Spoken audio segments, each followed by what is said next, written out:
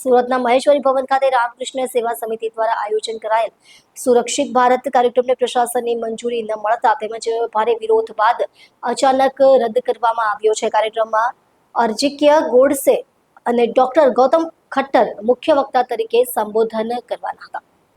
કાર્યક્રમમાં પૂર્વ સૈનિકોને ખાસ આમંત્રિત કરવામાં આવ્યા હતા। જોકે મહાત્મા ગાંધીના હત્યારા નથુરામ ગોડસેના વંશજના કાર્યક્રમની જાણ થતાં જ બ્રહ્મ સમાજ સહિતના સંગઠનો ઉગ્ર વિરોધ પર ઉતરી આવ્યા હતા। બ્રહ્મ સમાજના આક્ષેપ મુજબ કોંગ્રેસ દ્વારા પ્રશાસન પર દબાણ લાવવામાં આવતા કાર્યક્રમની મંજૂરી નકારી દેવામાં આવી હતી। વિરોધ અને હોબાળાની સંભાવનાને ધ્યાનમાં રાખીને મહેશ્વરી ભવન ખાતે મોટી સંખ્યામાં પોલીસ દળ તૈનાત કરવામાં આવ્યું હતું। સમિતિના આયોજકોએ પ્રશાસનના નિર્ણય પર નિરાશા વ્યક્ત કરી હતી। આ ઘટનાએ શહેરમાં સાંપ્રદાયિક ધ્રુવીકરણની ચર્ચાને વેગ આપ્યો હતો અને વિવિધ સામાજિક સંગઠનોએ આ પ્રકારના કાર્યક્રમો પર પ્રતિબંધ મૂકવાની માંગ કરી છે।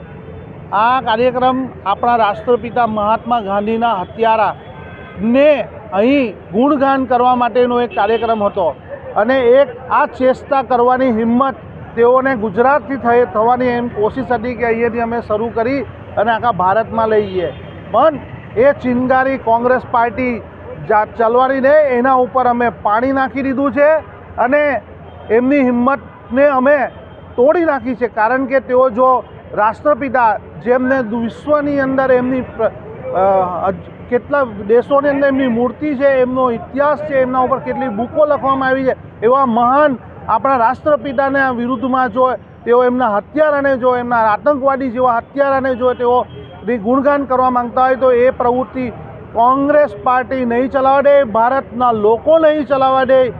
એ સાથે અમે અહીં આવ્યા હતા અને આજે એ કાર્યક્રમ રદ થયો છે।